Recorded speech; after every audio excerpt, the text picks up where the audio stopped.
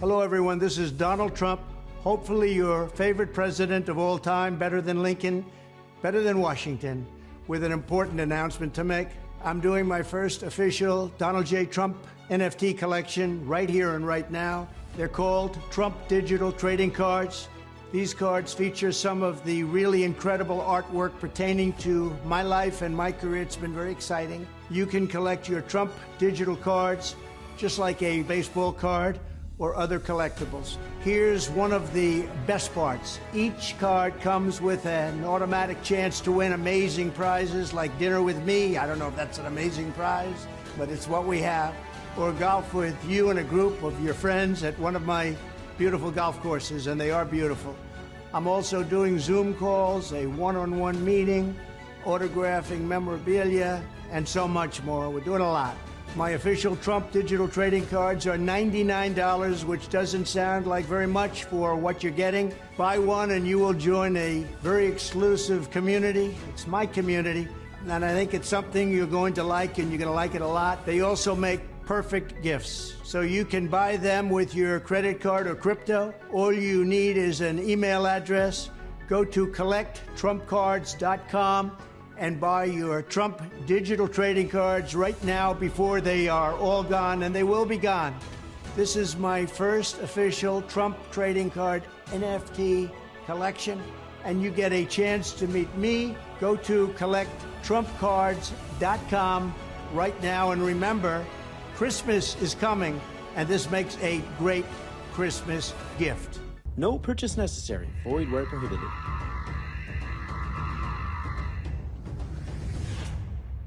Oh my God. I don't know. Now, just to give some context here, which somehow makes this even worse, Trump had actually come onto Truth Social and teased this announcement, leading to a flurry of speculation about what he might be announcing. People even suggested that he'd be naming a vice presidential candidate to run with him ahead of 2024. And instead, the quote-unquote major announcement was $99 for some JPEGs. I swear to God, it's like he's actually trying to embarrass his own supporters. I mean, I'm sorry, but look at these images. Here he is riding an elephant. Here he is cosplaying as an astronaut. Here he is standing in outer space. Here he is posing in the Wild West, and here he is holding a football. And look, not for nothing, but Donald Trump's hands are so small that that picture of him standing in space is more realistic than him being able to palm a football with one of those baby hands. You gotta love too how Trump waited to release an NFT until this was what the NFT market looked like. He basically waited until the moment that the whole world realized that NFTs are a scam and a waste of money, and then, and only then, did he decide to start hawking NFTs himself. He's basically broadcasting the creation of a Ponzi scheme, which is only slightly worse than the fact that some of his followers will still dutifully oblige. And by the way, if you thought that this abject cash grab would finally be too much for his party, here's Republican Congressman James Comer reminding you that there is quite literally no depth Trump could sink to where these people wouldn't happily follow. Get back to Trump's big announcement. He's got a new digital trading card collection. Kentucky Congressman and House Oversight Ranking Member James Comer joins me now. Forgive me, Congressman, we were expecting an announcement relating to the 2024 election, and all we got was trading cards being sold for $99 each from Mr. Trump. Do you have any response to that? Well, the president is one of the world's greatest marketers. He has a huge sense of humor. I know nothing about digital trading cards, but I'm pretty sure they'll be very popular back home in Kentucky. I guess he's got a sense of humor. All right. Get it? He's got a sense of humor. The joke being he takes Republicans' money and keeps it, and in return, these people get JPEGs that are worthless.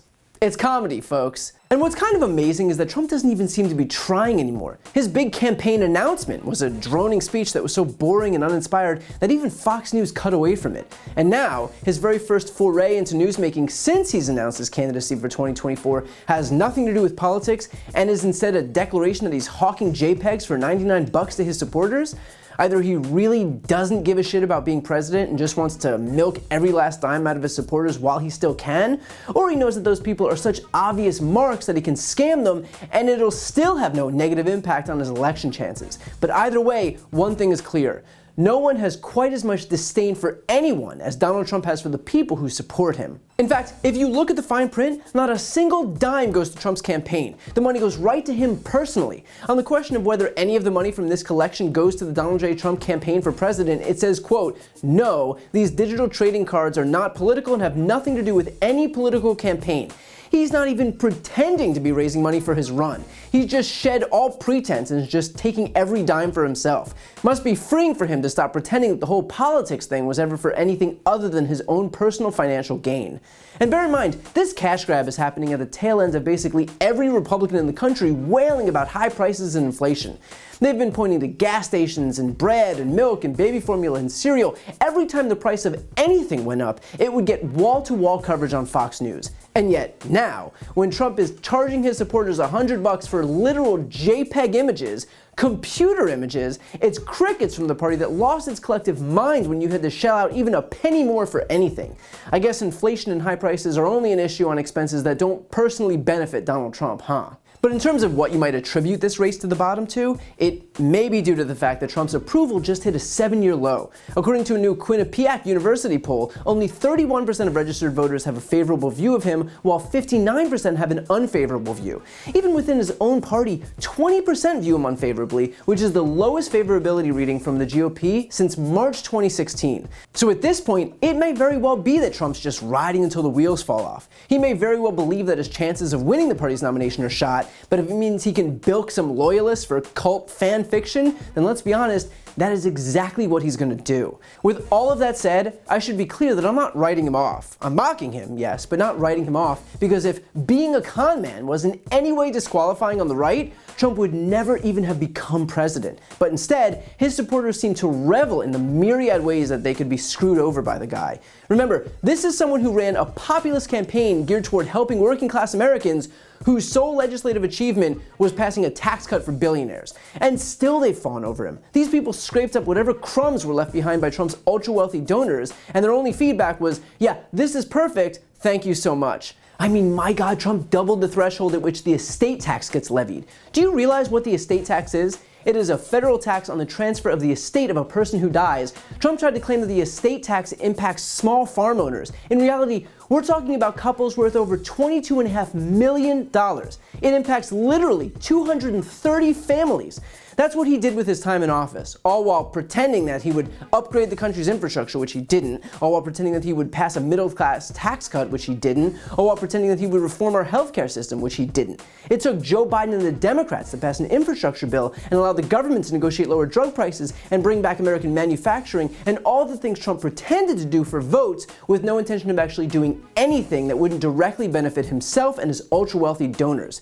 You could fly a 777 in the space between how Trump marketed himself to the middle class and the class of people Trump actually helped when he was president. So look, I don't expect his supporters to suddenly become discerning, but maybe they'll at least start to feel the first tinges of embarrassment, because at this point, by teasing a major announcement and then delivering some low-rent fan fiction JPEGs for exorbitant fees after spending the last year complaining about rising costs and inflation, all of which goes directly into his pocket, it sure does seem like his only goal here is to humiliate them.